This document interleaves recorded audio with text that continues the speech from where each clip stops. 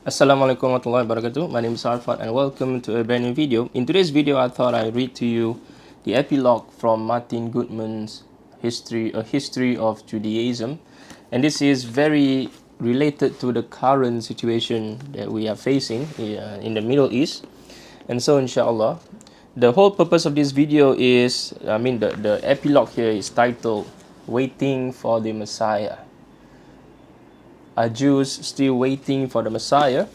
And towards the end of this video, inshallah, I will share a little bit about Zionism and as well as why a lot of modern Jews outside of Israel actually rejected the Zionist movement. And they are not a staunch, in fact, they are staunch opposition of the Zionist movement. And so we'll begin, I'll read here. This is page, what page is this? Page 527. Until the second half of the 20th century, the response by European and American Jews to the Enlightenment and more recent developments within Western society passed by unnoticed among Jews of North African or Middle Eastern Sephardic background. Most Jews in these regions remained blissfully unaware of the contradictory movements which had emerged from the moral agonizing of German Jews in the first half of the 19th century. For these Jews, religion was traditional and unproblematic, nor, for the most part, did European Jews attempt to disturb their equilibrium. So, for instance, the cultural and moral elevation through which the Alliance Israelite Universelle, founded in 1860, aimed from its headquarters in Paris to improve the social and legal status of Jews in these regions, meant essentially indoctrination not in any particular form of Judaism, but in French culture, and the decision of many Francophone North African Jews to choose France as their place of refuge, rather than Israel in the 1950s, was more cultural than religious. So I explain.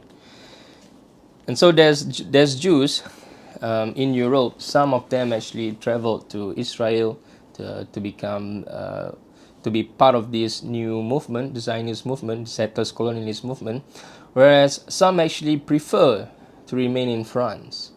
Right? But as the author here note, this is not because of religious decision, but it's more because of cultural decision. Basically, they prefer the French culture. They want to be assimilated in the French culture as Jews. These traditional communities were accustomed to tolerating a wide span of religious observance and took the strains of modernization in their stride.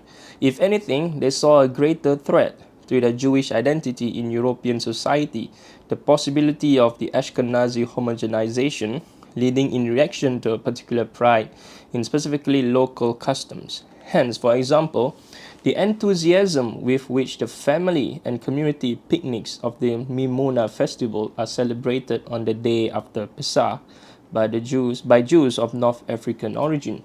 The origins and significance of the festival are unknown, and it is popular just because it is distinctive and enjoyable. Hence, even the much assimilated Moroccan Jewish community of Paris has begun to celebrate the Mimuna in recent years. The Mimuna is also widely observed in Israel, the state of Israel, under the influence of over 1 million Israelis of Moroccan origin. But apart from Moroccans, the state of Israel has also absorbed, since 1945, the Jews of Yemen and mass Jews from the former Soviet Union, along with many smaller groups with distinctive custom from the Aramaic-speaking Jewish villages of Kurdistan to Beni Israel from the region around Bombay and the Cochin Jews from the Malabar coast in the south of India and Jews from Ethiopia, Iraq, Persia, Libya and elsewhere. So basically, when the state of Israel was formed, Jews from all over the world, basically, so to speak, they they found the need to actually go to Israel. But as you can see, one of the biggest area whereby there's a lot of Jews that actually traveled to Israel was actually in Iraq, because when the Jews, when the Jews were exiled, when the destruction of the kingdom of Israel and Judea was fulfilled by the Babylonians, a lot of the Jews were actually exiled to Iraq, okay, modern day Iraq. In olden day, it is called Babylon. And so, when when the state of Israel was actually formed, a lot of these Jews, the president of Iraq at the time, they do not want the Jews to leave the community, right? But a lot of the Jews obviously traveled and become assimilated in what we call today Israel. It is salutary to be reminded that the Yemenite Jews, who numbered around 70,000 at the start of the 20th century, but had all migrated to Israel by the 1950s, were hardly affected by any modernizing trends in Europe and North America in the 19th and 20th centuries, just as the Messianic movements in Yemen of the 19th century, I'll skip a few here, had little effect on the Jewish world outside. In the early 20th century, Yihya ben Solomon Kaffa, widely acknowledged as the preeminent authority within Yemenite Jewry, tried to introduce reforms into the education of the community by setting up a school in 1910 in Sana'a to encourage Talmud study and enlightenment on the model of the Haskalah in Europe over a century earlier. But he provoked a storm of opposition, especially when he questioned the authorship of the Zohar by Shimon Bar Yochai, one of the authority. The community, constituted mostly of poor peddlers and artisans at the bottom of the social pyramid in Yemeni society, had few rights. As late as the 1920s, the state required any Jewish child orphan as a minor to convert to Islam. About a third of the population immigrated to Israel between 1919 and 1948. And so if we are looking at 70,000, a third of the population from 1919 to 1948, meaning Jews from Yemen, a third of the population, a third of 70,000, which is probably about 22,000 or so. And so they, more than 22,000, they actually migrated to Israel. And so from 1919 to 1948, it is about a span of 3 decades or so. And to have a lot of people actually moving into a certain community, about 22,000 of them within 30 years or so is actually a large number. And so to have a lot of people, and this is not, and we should also include those other people, all those Jews from India all the way, all over Europe, as well as all the other Arabian nations. And so it causes a lot of conflict because the native Palestinians, okay, which also include Christian Jews and Muslims, are already there in the ancient land of Canaan. And so when you have so many people coming in, a large number of people coming into an area whereby there's already native people living there, and so there's fight for space, so on and so forth. Okay, and I'm sure you understand what that leads to. Many traditional rites of these Oriental communities have survived transplantation to Israel despite the erosion of their distinctive languages as younger generations adopt Hebrew. And many Oriental Jews in Israel maintain a religious lifestyle even if they do not think of themselves as religious. So basically what this paragraph here is saying is that with all these different peoples with different backgrounds, even though they're Jews, but they have different customs, different traditions because they're from all over the world. And so they brought in all these customs and practices into the community, the state of Israel, the community. And we go on here. Of the Israelites, of the Israelis who define themselves as Shomrei Masoret, which is the upholder of tradition, rather than as secular or religious, the majority are of Oriental origin.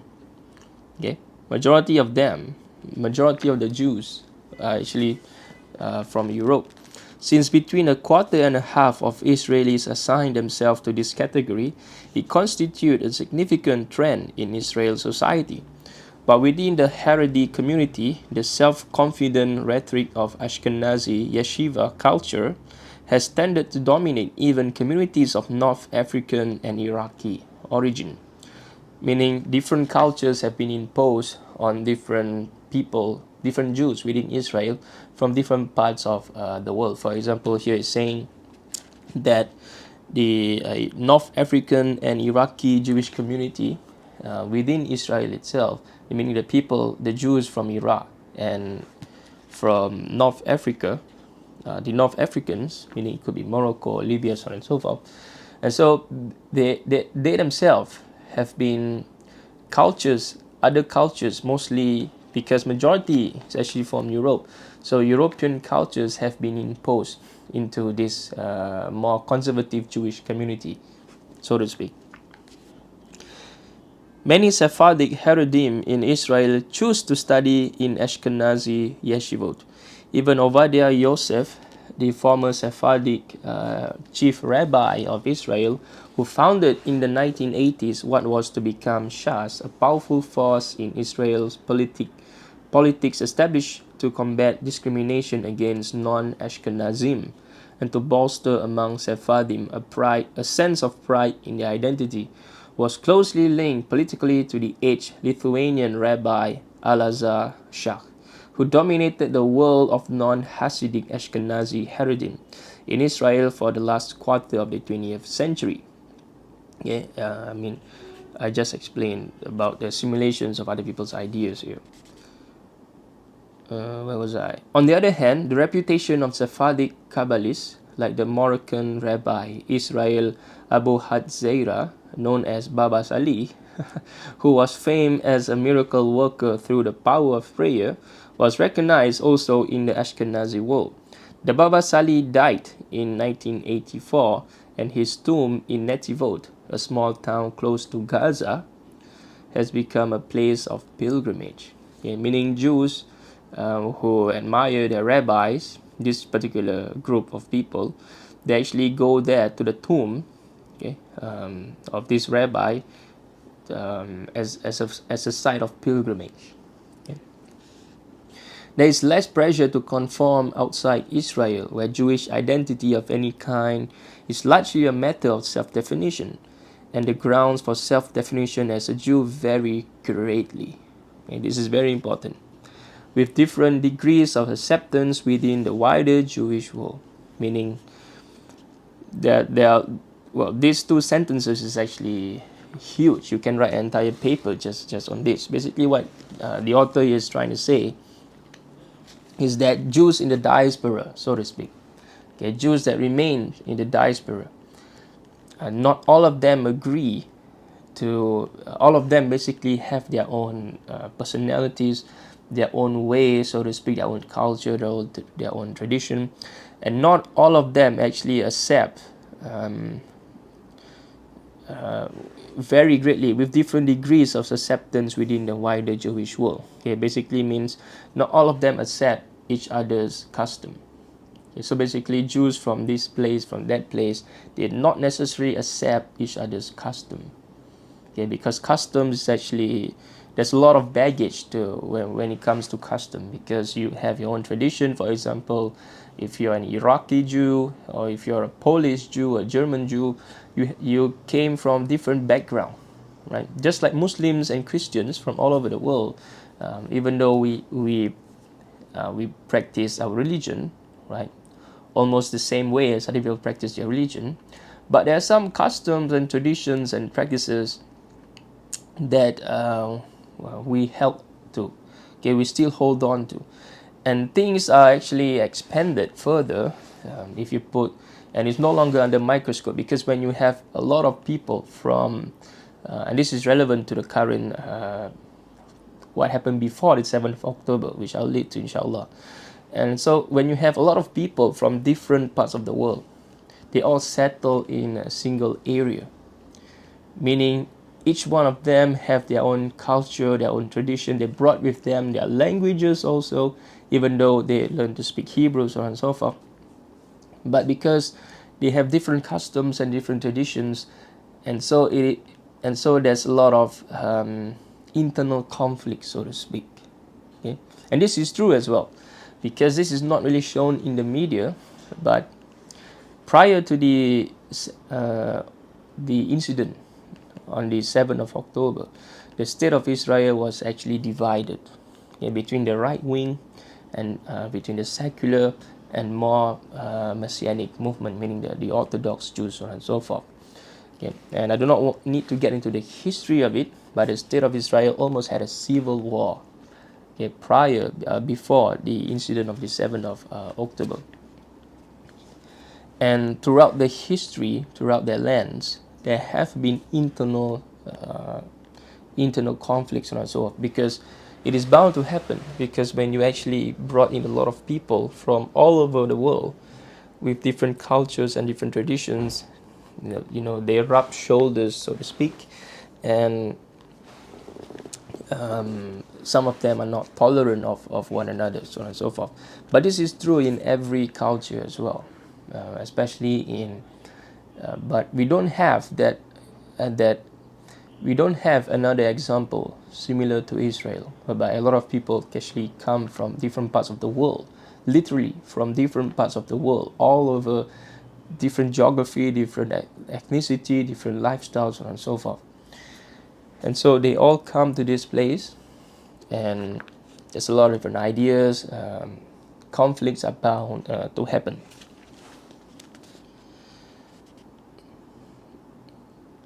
Okay.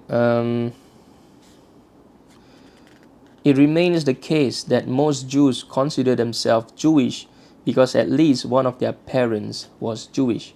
But the patrilineal inheritance of, for instance, many of the immigrants from the former Soviet Union who have established sizable Jewish communities in Germany and Israel is not recognized within Orthodox circles. Yeah, I mean, as I just mentioned, I just described to you. The inherited Jewish customs of the Ethiopian Beta Israel prove sufficient evidence of Jewish identity for the state of Israel to treat them as Jews and to encourage the migration of much of their community to Israel in the 1990s. But the Orthodox rabbinate remains suspicious of them. Okay? Because this, according to the I'm not really sure for certain, but based on what the author here is trying to imply, if we read into it, is that some more conservative Jews do not really, or to use the word of the author, suspicious of the Jews that are not, are not in the same, so to speak, way of them.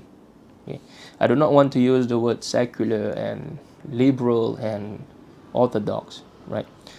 Because you could claim to be orthodox, and other people could claim you to be liberal, and so these are very subjective words to use. Claims to Jewishness by a variety of other groups with Judaizing customs in Southern Africa, Latin America, India, and Japan have been generally treated as exotic but irrelevant within the wider Jewish community. Such claims have proliferated with advances in genetics since the 1970s, with ethnic groups like the Lemba in Zimbabwe and South Africa welcoming DNA testing, which suggests the origin of some of their male ancestors in the Middle East. The Lemba, who point to their observance of the Shabbat, male circumcision and food taboos as evidence of their inherited Jewish practices, have sometimes been identified as the lost tribes of Israel, as have the Bnei Manasseh in northeast India. Okay, meaning these people claim that they have ancestors back to the Israelites, meaning they are direct ancestors of the Bani Israel, the Israelites. Whereas most Jews today, especially the European Jews and so forth, they are not from the Bani Israel, because they do not the Europeans, okay, the Europeans who converted to Judaism, so on and so forth. Liberal Jews in the United States, eager to show their anti-racist credentials, have often welcomed such claims from a distance, meaning they themselves accept that they are the children of Bani Israel, the descendants. They have been less welcoming of the claims by Christian groups of black African ancestry in the United States itself, like the black Hebrew Israelites, to be the only authentic Israelites, in contrast to the ethnic claims of ordinary Jews. Christian self-designation as the true Israel goes back, of course, to the early history of the parting of the ways between Judaism and Christianity, and a plethora of different black Israelite groups devoted to keeping Jewish practices with distinctive doctrines and names such as commandment keepers, meaning they uphold the Torah, sprang up in big American cities in the 20th century. Numerous members of one such community, the African Hebrew Israelites of Jerusalem, have settled in Israel, where, after being denied an automatic right to Israeli citizenship as Jews, they have nonetheless been granted permanent residence and integrated to a considerable extent in Israeli society.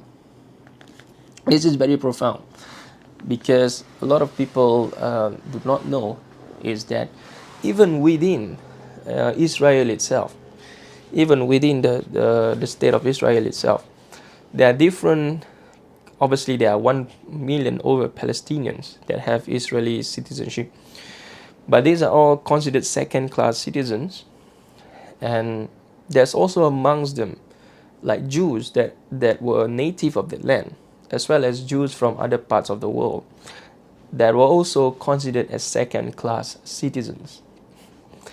And not only the Muslims are being oppressed in Israel, but also Jews that do not conform or do not support the political entity of that nation have also been the subject of quote unquote ethnic cleansing, so to speak.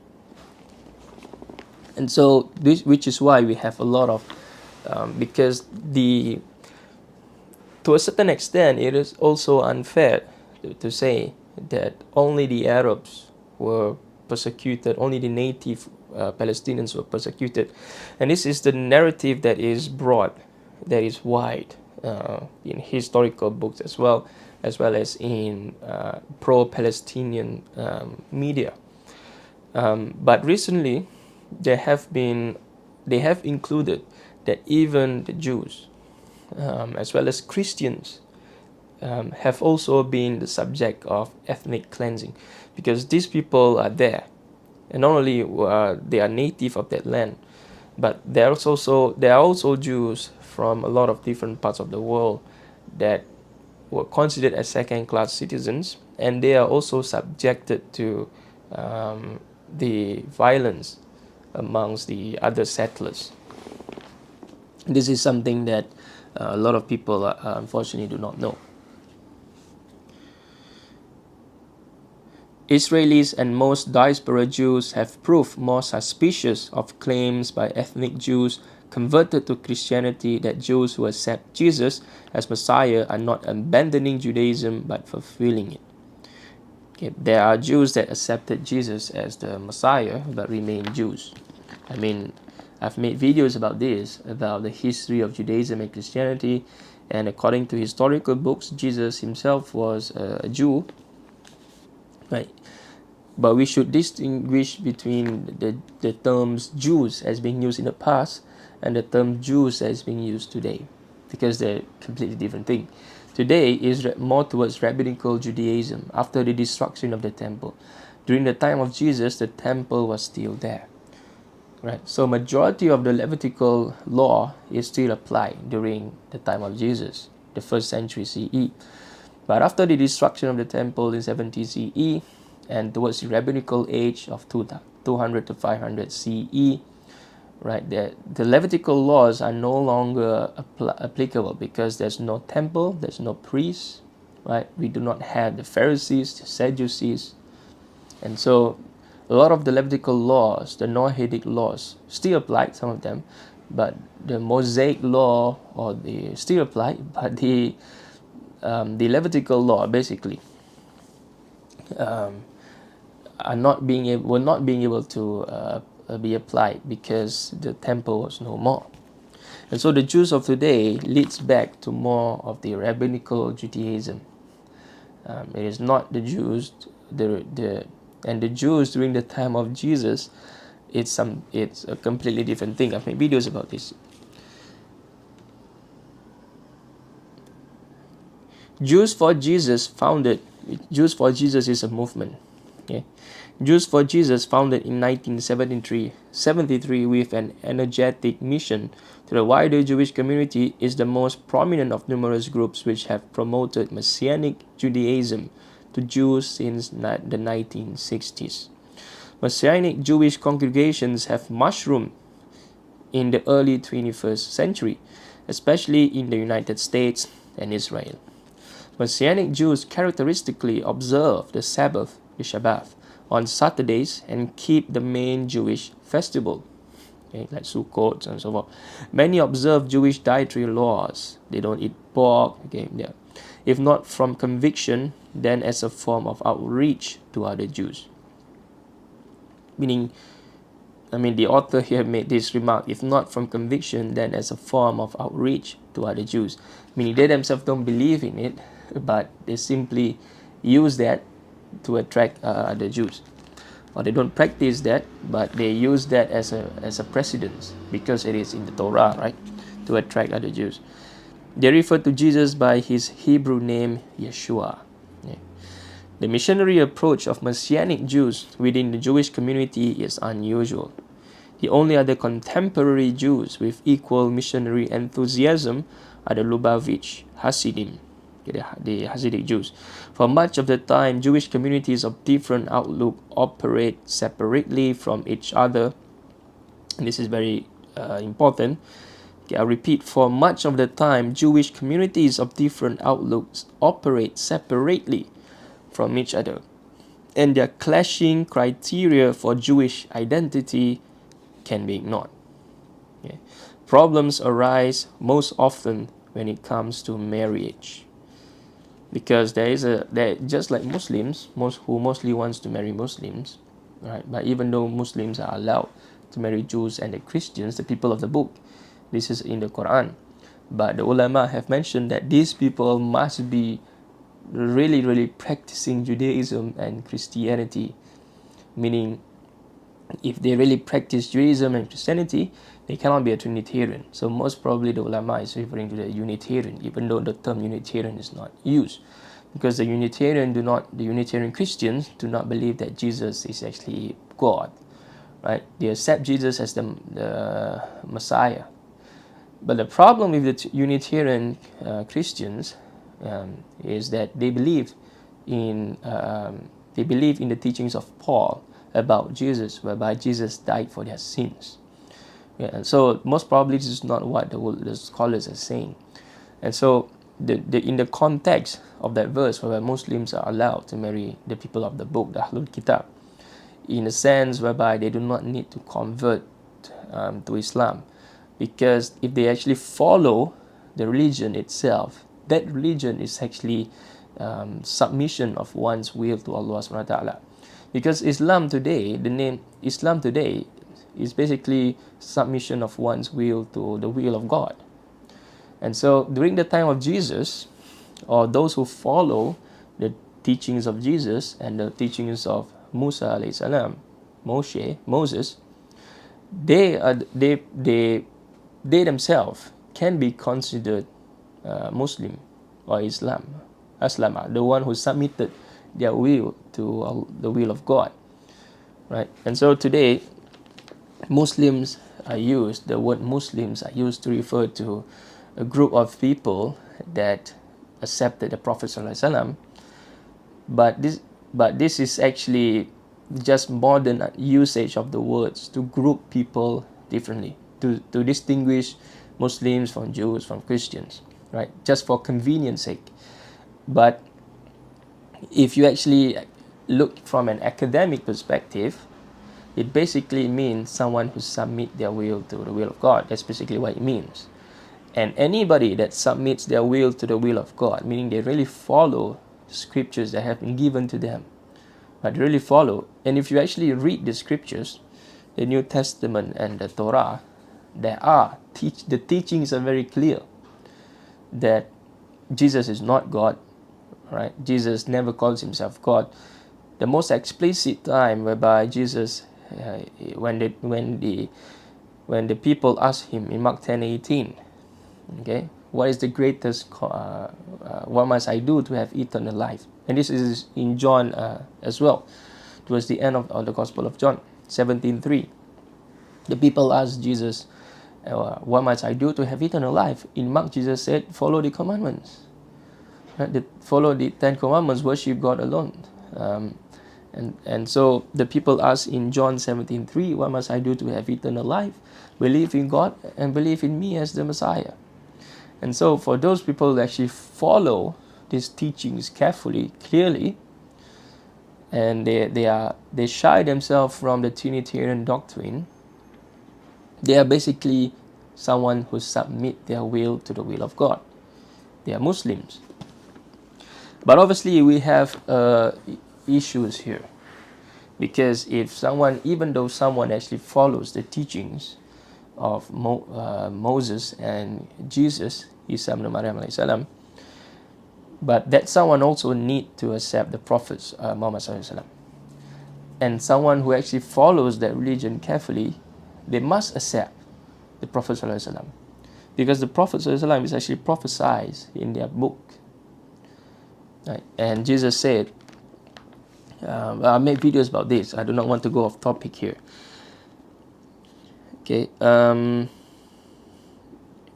The obstacle generally has nothing to do with the beliefs and practices of either party, although in principle all objections can be circumvented by the lengthy procedure of conversion under the auspices of an orthodox rabbinic court, or of any individual whose status is in doubt. This is talking about marriage here, because Jews only want to marry Jews, just like a lot of Muslim wants to marry Muslims, right?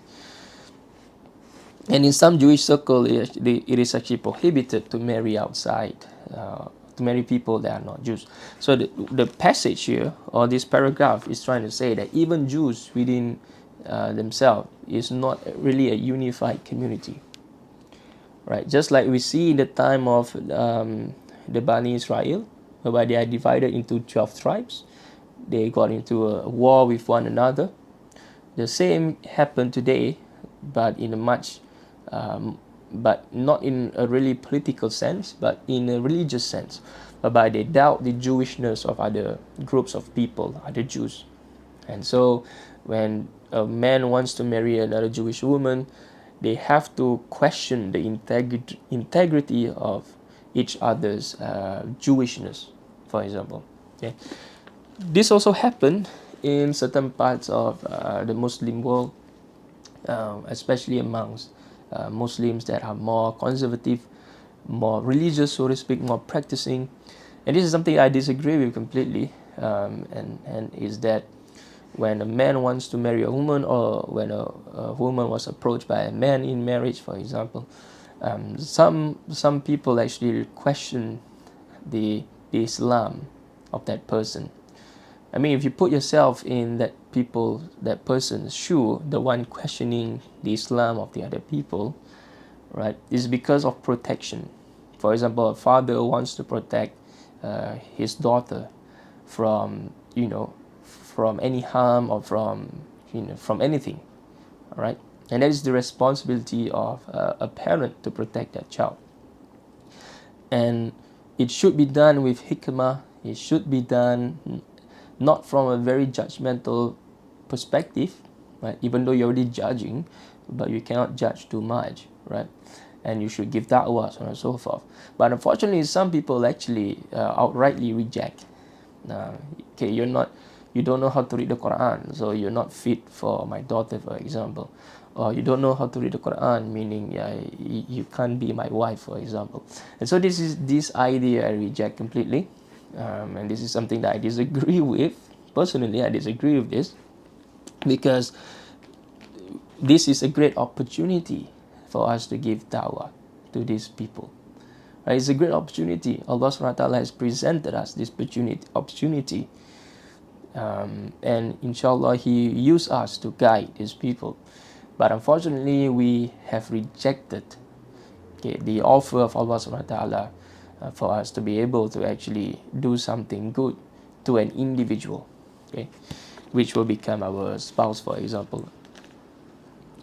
And so, ladies and gentlemen, this whole epilogue is actually about 2 or 3 pages more. So I will power through, inshallah, because this is very important. Within the Orthodox world, even more recalcitrant a problem is the status of the mamzer, often roughly but inaccurately translated as, this is a word whereby a son is born outside of wedlock. As Deuteronomy prohibits the offspring of an adulterous or incestuous union from marrying another Jew, the possibility of acquiring such a status has been greatly increased by the number of Jews remarrying after a civil divorce, without undergoing a valid Jewish divorce through the provision of a get, a bill of divorce, from the husband to the wife. The problem has been exacerbated both by the disappearance of many in the Holocaust without record of their death, and by the difficulty of forcing a recalcitrant husband by social pressure alone to give his wife a bill of divorce, leaving her a chained woman, unable to remarry within the Orthodox community, and this is part of their religion. The state of limbo in which such women are left is widely recognized as unjust, but solutions have proved hard to find within Orthodox halakhic jurisprudence, meaning the laws. Despite the kaleidoscopic variety we have seen within Judaism at all periods in its history, and the occasional bitterness of disputes over such practical issues, and more rarely over dogma, meaning over the teachings of religion, the practice of religion, toleration, albeit often grudging, has emerged as a consistent thread throughout this history. While the Second Temple stood, Jews of different philosophical schools and sects attended the temple services together and served as priests, right? Despite intense disagreement about how the rituals should be carried out and about such basic issues of theological doctrine as life after death. The author here, I'll just provide explanation for those who do not have a background on this. During the time of the Second Temple period, we have about 4 schools of Judaism. The Pharisaic school, the Sadducean school, the Pharisees, the Sadducees, the fourth philosophy that's narrated by Josephus, the Jewish historian, as well as we have the Qumran community.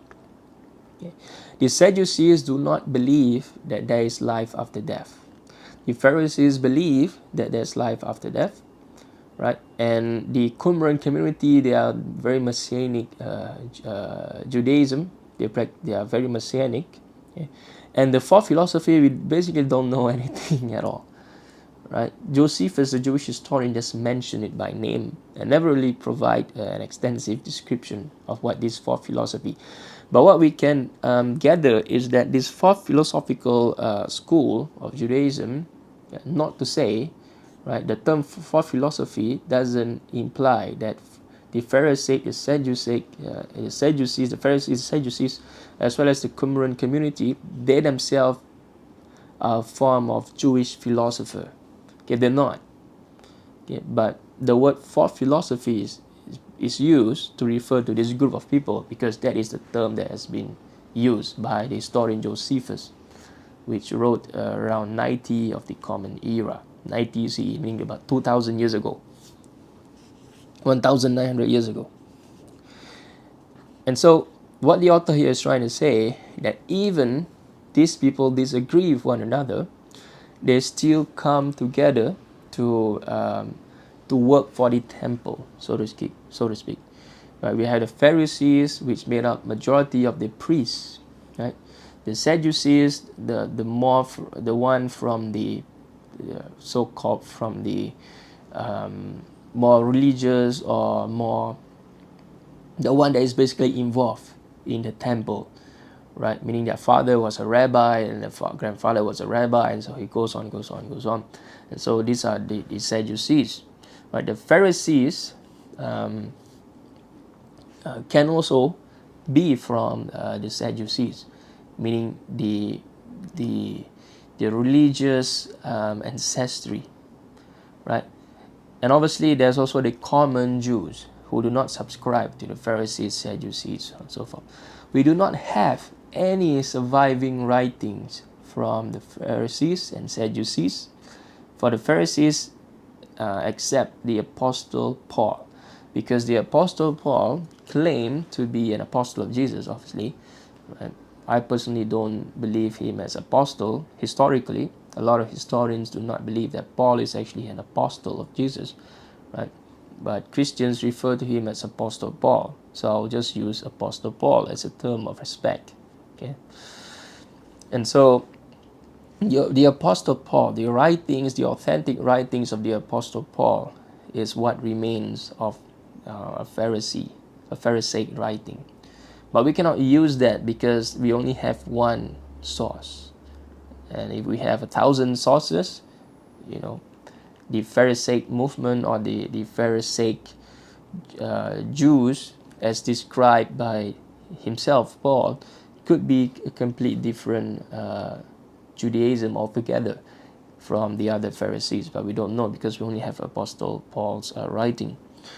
We have the Qumran community, we have their writings, hundreds of them, and that is in the Dead Sea Scrolls. And so if you read the Dead Sea Scrolls, it kind of gives you an insight about what Judaism was actually before the destruction of the temple the second time, okay, in 70 AD of the Common Era. And so even before the destruction of the temple, Jews have been working together, working for the temple to uphold the law of God, right? We do not have much of internal conflict. This is not narrated. We don't know if it happens or not, but it is not narrated. We basically have people that are actually leaving the wider Jewish community, and they actually go into the desert and to form their own community. Right? And this is a great example of this is the Qumran community, who themselves broke away from the majority of the Jewish people, right? And they practice their own kind of Judaism, and people are not allowed to join them except they have gone through like a vetting process where they were assessed, right? So on and so forth. And Josephus mentioned what it takes for one to actually enter the Qumran community to become part of them, so on and so forth. But these are more Messianic movement kind of thing. Historians have often equate Yahya alayhi salam, John the Baptist, to this community, the Qumran community. But Allah subhanahu wa ta'ala knows best. And so we will continue here. Jews of different philosophical schools and sects attended the temple services together and served as priests despite intense disagreement about how the ritual should be carried out. Yeah, I'll skip here because I've read this. Rabbinic literature is replete with stories of rabbis who agreed to disagree. Acceptance of local custom emerged early as a principle in rabbinic thought, and when whole communities were transplanted, the right of each congregation to maintain its separate identity was universally recognized. Okay. And this is in contrast with what's happening in the ancient land of Canaan at the moment, whereby people, even within the same religion, do not actually uh, hold one another as, do not see one another eye to eye. For example, I've just mentioned just now, whereby certain Jews were actually considered second class because they do not actually conform to the kind of Judaism or to the kind of political movement that the other Jews actually, align themselves with, right? And if you know about, if you study deeper and if you go and research deeper, you realize that it is all political and less religious, right? Because it is all political, whereby the seculars do not want the whole nation to be turned into this Messianic movement. This is prior to the 7 October incident, right? And so, whereas the government wants to change the law of that country, whereby they have control over the jurisprudence, whereby they have control over the court, meaning the court is no longer independent. The justice court is no longer independent of the government. And so the government wants to control this court, right?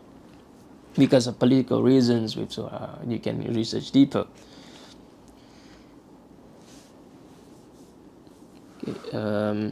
At times, the intervention of secular states intend on imposition of uniformity imposed forbearance from above.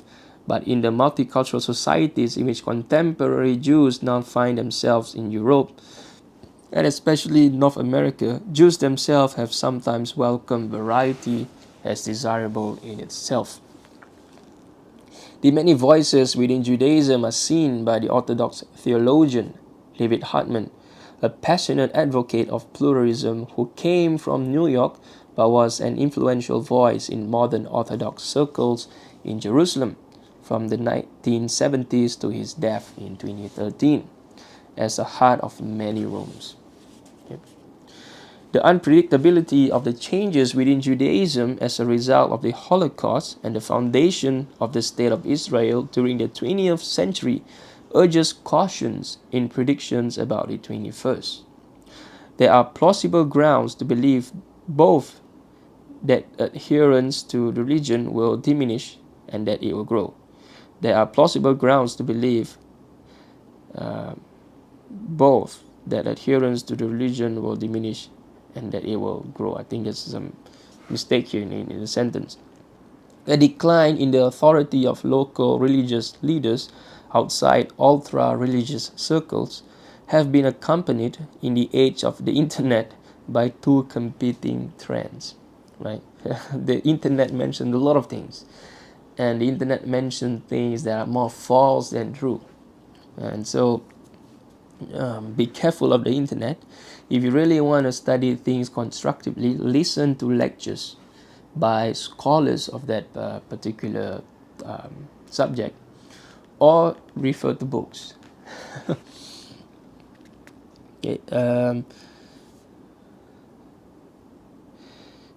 a decline in the authority of local religious leaders outside ultra-religious circles have been accompanied in the age of the internet by two competing trends. On the one hand, an authoritative view can now be obtained almost instantaneously on almost any topic from rabbinic teachers with access to exceptional halakhic knowledge. Okay? The knowledge of the religion stored in databases of rabbinic responsa. On the other hand, like-minded Jews have begun to forge new forms of Judaism, by cooperation in the democratic space of the World Wide Web. Traditional Orthodox Judaism in the diaspora, when it is based only on inherited habits and unencumbered either by personal piety or by theological certainties, may vanish in the face of secular temptations in those countries, like the United States, where Jews feel able to merge into the general culture without suffering discrimination. And the most powerful national identity to emerge from Israel over the next few generations may be aggressively secular, okay, and uninterested in any Jewish religious heritage. And this is absolutely what we are seeing right at the moment. Okay? The Jews in the state of Israel, the not majority of them are actually not religious at all. And this is the point the author is trying to make. And if you look at what the author here is trying to say also, is that in the next generation and the generations to come, unless there are changes, right, people are becoming more and more liberal, more and more secular, and they are more interested in the political system than the religious system. Basically means that when they want to find out about morality, for example, they do not actually go to the Torah, which is what the Orthodox Jews would go to find out about the halakhic laws, right, the Jewish laws or the practices and so forth. Instead, these people actually prefers to go to, the secular law, for example, instead of actually going back to their Torah, which is why we have the current situation that we have at the moment. Because this has been brought by rabbis as well.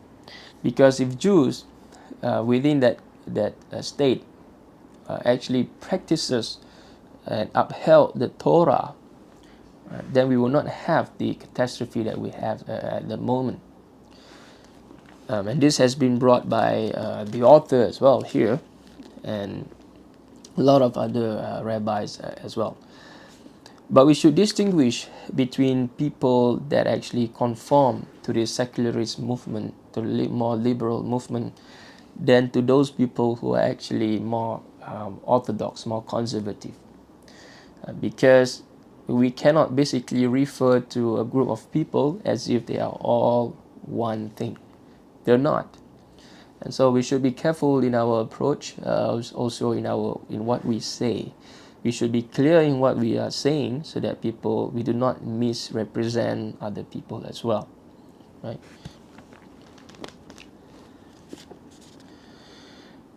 But balancing these demographic changes will be the extraordinary fecundity of Haredi families determined to fulfill the divine will by adding to the congregation of Israel through breeding and the high rate of retention within Haredi communities of those who have known no other way to live their lives. Okay, this is an impossibility at the current state. Okay. It is an impossibility. Even harder to estimate is the attraction of the Haredi lifestyle for the secular and uncommitted. Okay, uncommitted here is used particularly among the young who will join the growing ranks of balei, teshuvah, okay, penitence. Okay, the shuvah meaning tauba, right, to return. The same search for individual spirituality, particularly since the 1970s, which has spawned renewal movements within Judaism in the United States, has led many Jews dissatisfied with the insufficient religiosity of their upbringing to return, okay, to make teshuvah, make tauba, to Orthodox religious observance. Meaning that there are calls from all over the Orthodox Jewish community for the people to actually return to the Torah, return to the teachings of Moshe, right? Return to the adherence of the laws in Leviticus and Numbers as well. Return to a lot of people will not know this, but a lot of these secularist Jews, they do not practice circumcision, they do not practice kosher, they do not observe the Shabbat, the Sabbath. The same way other people from other religion as well do not practice Saum fasting, for example, do not practice eating only from the halal means, so on and so forth. Right, so it's the same for people of other religion as well. Even harder to estimate is the attraction of, okay, I've read this. The same search for individual spirituality, particularly since the 1970s, which has spawned renewal movements within Judaism in the United States, has led many Jews dissatisfied with the insufficient religiosity of their upbringing to return to Orthodox religious observance. I've read that the phenomenon clearly owes much to the encouragement of groups like the Lubavitch, with their distinctive Messianic zeal, okay, and Aish HaTorah, Fire of the Torah, which uses websites and a whole range of social media as well as campus chaplains to attract diaspora students at an impressionable age into an appreciation of the Orthodox religious heritage. So basically, the people here, the more conservative Jews, they're trying to come out with strategies, trying to come out with movements that actually attracts the youth, that so-called quote unquote target, for the lack of better word, right? The youth. They try to influence the youth because the youth are the ones that are the most secular, right? Because they grow up in the diaspora and then they become assimilated into the customs and traditions, and so they do not actually go and read the Torah, for example, or adhere to the halakhic laws, okay, so on and so forth.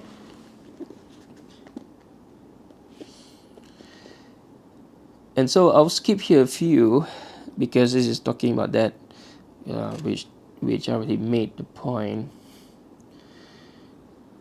Okay. But a few religious Zionist Haredim are less patient and have begun to plan for the immediate rebuilding of the temple on its original site, okay, where the Dome of the Rock now stands, meaning Al-Aqsa. The Temple Institute in Jerusalem has been preparing the ritual items required for the temple service, following closely the descriptions of these objects in the biblical sources as interpreted by rabbinic tradition. Okay, it is the book of Exodus, when God actually gave Moses the exact measurement of how the tent, the tabernacle, should be. Okay. But they also go to the other books. For example, when I forgot which book it is, whereby the temples are being rebuilt, okay, in Ezra and Nehemiah time, which is around the 4th century BCE or so. Okay, and so the Zionists, the Zionist Haredim, meaning the very orthodox Zionists, okay, the Messianic Zionists, okay, and the author here uses the word Zionist, okay, not Jews here, so I'm just using the word Zionist as the author here is using. Basically, they want to rebuild the temple, okay, which is currently the Masjid Al-Aqsa. And so they want to build the temple because they are the Messianic Jews. Okay? Basically, they are the group of Jews that have been waiting for the Messiah. Now, even though the Christians and the Muslims have been telling them that, look, your Messiah is Isa ibn Maryam, but they do not believe this because they believe in the Davidic and the Josephine Messiah. Okay? And according to the Christians, Jesus is the Davidic Messiah. And so Jews, they actually, this form of Judaism, right, if you can call it Judaism, a lot of other Jews reject this, but they're waiting for the Josephine Messiah. And so they want to construct this temple because they want the Messiah to return. Okay? Either before the Messiah return, they should construct the temple, or they construct the temple so that the Messiah will return. The latter is more, I mean, there are difference of opinion to this, right? But the latter makes more sense, right? And so they want to construct the temple again, the temple based on Herod the Great, or based on the one that was built, okay, by King Sulaiman alayhi salam.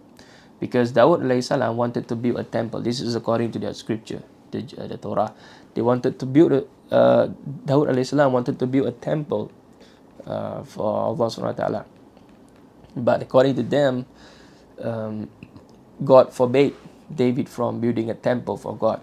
Instead, God wants Solomon, Sulaiman ibn Daud, to actually build a temple for God. Okay, the temple was destroyed finally by the Babylonian conquest, and then it was rebuilt during the time of Ezra and Nehemiah, and then it was destroyed again by the Roman general Titus, okay, who later became the emperor in 70 CE.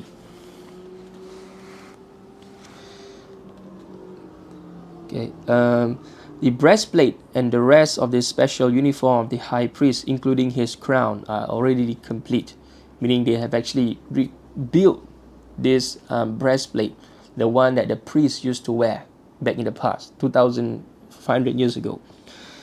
Okay, including the priestly crown, are already complete, and much effort has been expended on developing building plans for the reconstruction of the building. Such plans are highly controversial with the heretic community, with most rabbis adamantly opposed even to setting foot on the temple site in case of sacrilege, meaning destruction of other religious site just because they want to erect their own temple. And this is opposed by their own the more orthodox rabbis. Up to now, any practical plans to reinstate sacrificial worship have in any case been delayed by the inability of the Temple Institute to find a completely red heifer from whose ashes, as stipulated in the Book of Numbers, must be derived in the purification necessary to enter into the sanctuary. Okay, meaning they are not able to find a heifer, okay, that is completely red in color, because they need this. They need to sacrifice this heifer according to the Book of Numbers. Okay, they what they would do, the priests in the past, is that they would actually burn all this, right, and make it as an offering to the gods, right. The Roman pagan, they would actually cut out its entrails, the intestines, so forth, and they will actually examine it to see whether the god is pleased with them or not. Yeah, I mean, that's not relevant, but just some knowledge there. And so, because they are not able to find a completely red heifer to burn, because whose ashes is needed before one enters, symbolically, before one enters into the temple. And so the Temple Institute in the state of Israel have not been able to erect the temple yet. Okay, also because of political reasons, obviously.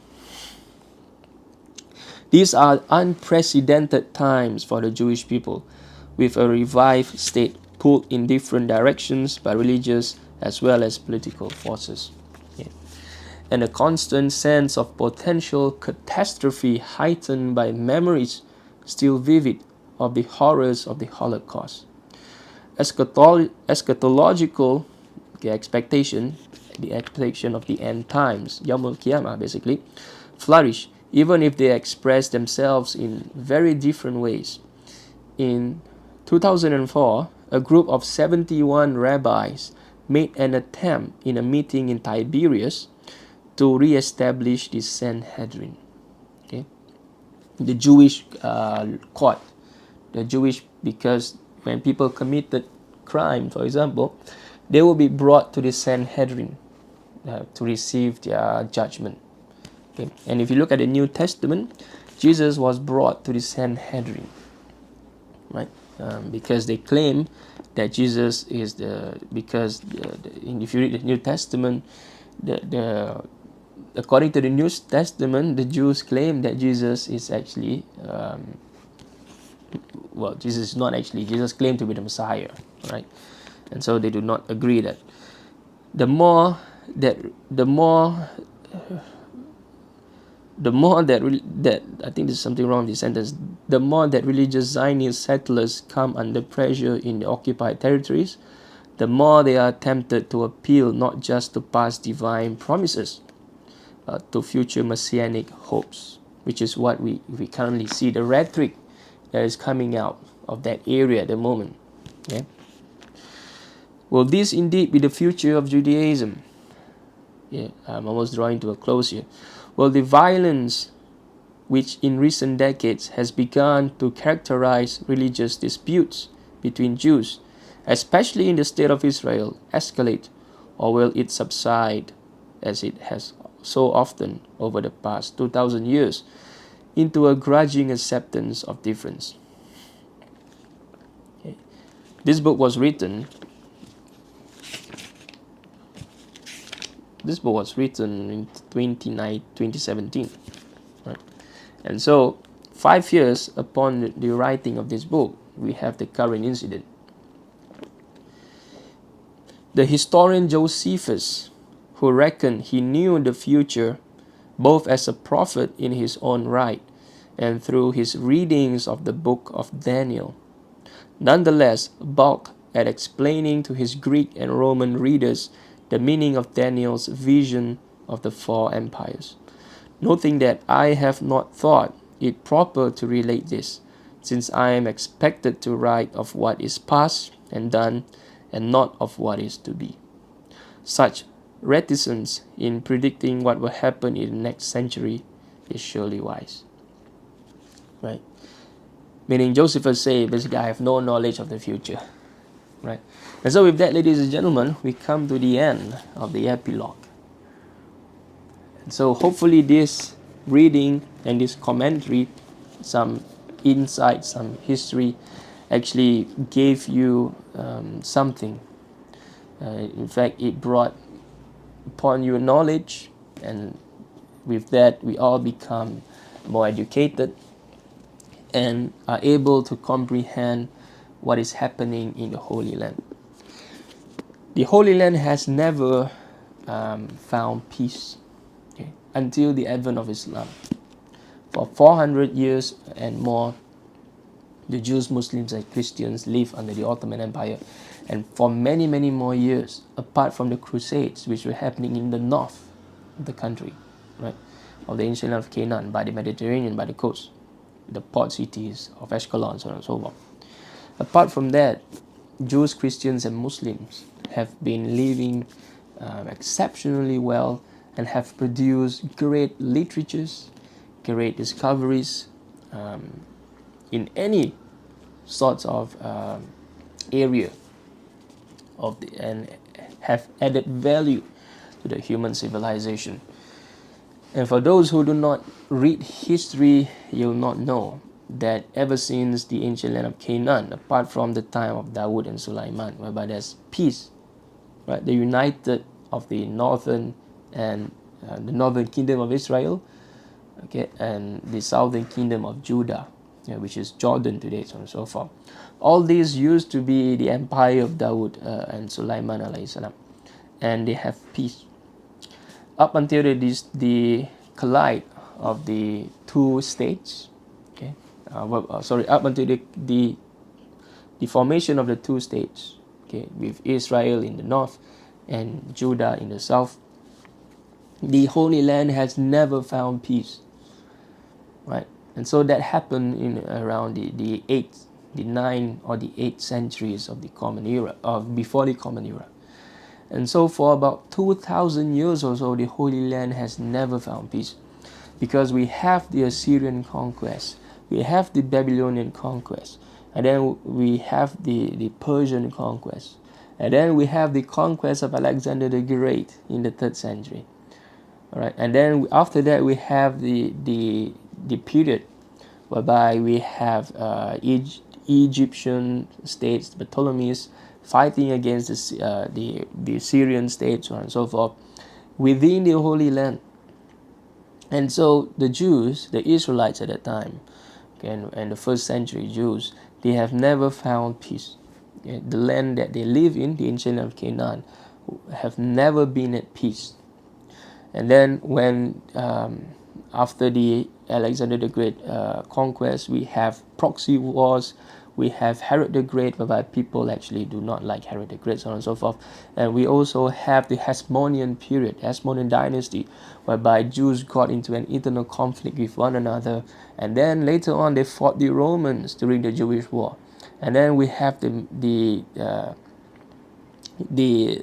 war around 135 CE, the second Jewish revolt, the second Jewish war against the Romans, whereby the Jews were completely expelled from Jerusalem, right? And then obviously we have the advent of Christianity, whereby the Christians accuses the Jews as God killer, using scriptures from the book of Matthew as well as the book of John, whereby in the book of Matthew, the Gospel of Matthew, the Jews, according to the Gospel of Matthew, the Jews accepted that the blood of Jesus be on their hands and on their children's hand, right? And so all these have been used, literatures have been used, unfortunately, to cause the destructions of different religious community, different groups of people. And then we have the proxy wars, right, leading up to the coming of Islam, right? The proxy wars between the Persian and the Romans, right? Using the Arabs, the tribes of people, the so-called the Arabs in the ancient land of Canaan, right? And so proxy wars were happening for the longest period of time between the Romans and the Persians in the ancient land of Canaan. It wasn't until Umar bin Khattab, when the Muslims defeated the Jews in the ancient land of Canaan, defeated the Byzantium, the Romans, in the ancient land of Canaan, whereby the Jews were allowed to return, actually. And we have the golden age of the Jews, Muslims and Christians, and so on and so forth. But we still do not have complete peace, okay, up and late for much of the period, because we have the Crusades. 8 Crusades happened throughout the history, ever since the time of Islam, the time of the Baghdadi Caliphate, okay. When the first Crusades happened in the 11th century, okay, we have the Seljuks army, right? We had the Seljuks army were the dominant army in Central Asia, Anatolia, so on and so forth, right? They were attacking Constantinople, okay, the last stronghold of Byzantium. It wasn't until much later whereby that area falls. But the Khilafah, the Caliph of Baghdad, he was basically powerless, right? You know, the golden age of the Baghdadi Caliphate, Harun al-Rashid, so on and so forth. By the time of Mu'tasim, things are already gone, right? This is the 9th century, 10th century, whereby they loses their power. They are basically puppet kings. And so the Crusades happened and rocked the world, so on and so forth. But at the same time, Muslim, Jews, and Christians, they were building a civilization. Trades were flourishing. The Central Asians traded paper. The Central Asians refined papers, right? The recipe of the Chinese in the 1st century BCE, and they make it into a much better product, so on and so forth. And all these trades were flourishing through the part of Tyre and Sidon, okay, the Lebanon today. All these were part of the Near East that is happening. And so we have a lot of these great ideas that develop there, and it spreads all the way, because the north of Lebanon is actually Turkey, right? And then the south of Lebanon is Syria today. And then we have Iran towards the east, Iraq and Iran towards the east. And we have the Afghanistan, Pakistan, and then all the way up we have the Central Asians, right? And so these were all areas that were governed, and Jews were free to live everywhere. Christians were free. They were allowed to have their synagogues. In areas they were allowed to have their parks, right? Obviously during this time, there is a disgrace as well to the Islamic world, because even the people, the Muslims at the time, they were engaging in wine drinking, so on and so forth, right? They were opium addicts in Afghanistan, for example, and so. And if you read the memoirs, for example, the Babur Nama, for example, you find that you know a lot of the history, the social history.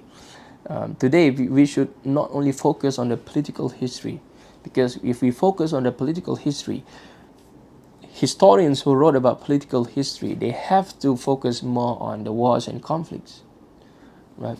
And it is only occasional whereby they talk about peace, because peace is not interesting.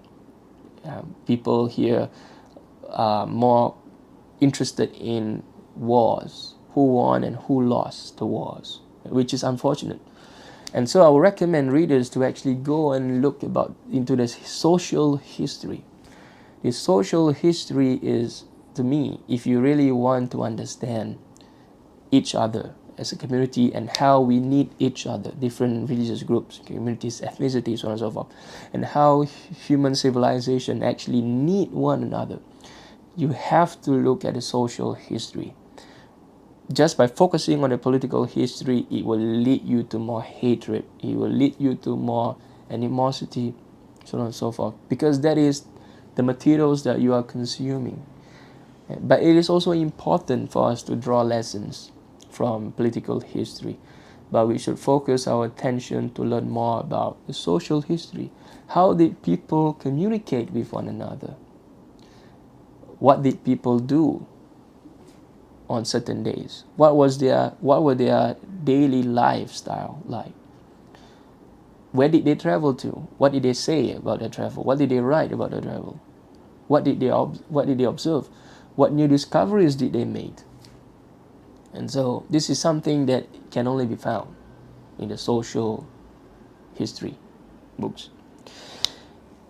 And so when the Ottomans basically took over, we have the three gunpowder dynasty, we have the Shi'i dynasty in Iran, and also we have the Safavids history dynasty in Iran, the Shi'i dynasty, and then we have the Ottomans, obviously, and then we have the Mughals, okay, in Hind, northern India, so on and so forth, Afghanistan. And so all this, as well as towards the end, well, by this time, the empire in Iberia, Spain, Andalusia, right, have really lost to the Ferdinands by the 1591, around that time. And Jews were actually exiled from there. Muslims, they were exiled back, right, to the North Africa, where they had actually, took the ship. Abdul Rahman, fleeing the Abbasid back in the 8th century, he actually escaped through Egypt, Alexandria, and he went up to what we call today Spain, Portugal, and he founded, he created, so on and so forth, right? Part of the one responsible for creating the Muslim Islamic dynasty there, which at certain point of time were the most influential and run independently of the caliphate in Baghdad. But anyway, Muslims there as well, there's another great history. Muslims and Jews, right, they were forced to eat pork at the hands of the Catholic Church. They were not allowed to pray. People were actually looking into their homes to see who prays. Whoever prays, they'll be persecuted. And so a lot of Muslims actually, after they were completely expelled, Jews and Muslims were expelled from that land by 1593 or 1493, by the 1500s, so on and so forth. And this is when also at the same time the Ottomans and the Safavids, as well as the Mughal, bubbled like 1530 or so. And so as one empire crumbles, the other empire begins to be opened up. And so Jews were accepted into the Ottomans community. They were living everywhere, Jews, Muslims, and Christians. We have even people from Zoroastrians, people from all over the world. And this is something that you need to know. As Muslims, Jews, and Christians, this is also our history. For the most part, the Christian history has actually been in the around the Mediterranean, right? For most of the Christian history, the one that is happening, because Europe was in the Dark Ages at this time, much of the history we have Christians, writing refutations against the Muslims. Right? They were engaged in this intellectual discussion. There were no animosity apart from the crusades and occasional things here and there. But if you look at things from a generic, holistic perspective, right, the Jews, Muslims, and Christians have been living in peace for the most part. And people are able to write refutations. No one actually burned their books, unlike in Europe, whereby the Catholic Church actually burned the Torah, burned the Mishnah, burned the Talmud, because they do not want these books, because they accuse the Jews of killing the Messiah. Obviously, the Quran says that Jesus did not die and they did not kill him. Right? And so, ladies and gentlemen, Martin Goodman, A History of Judaism. Inshallah, we all benefit from this, and may we benefit other people as well. Anything great comes from Allah subhanahu wa ta'ala, and everything bad comes from myself. My name is Arfat, and I'll see you on my next video. Assalamu alaikum wa rahmatullahi wa barakatuh.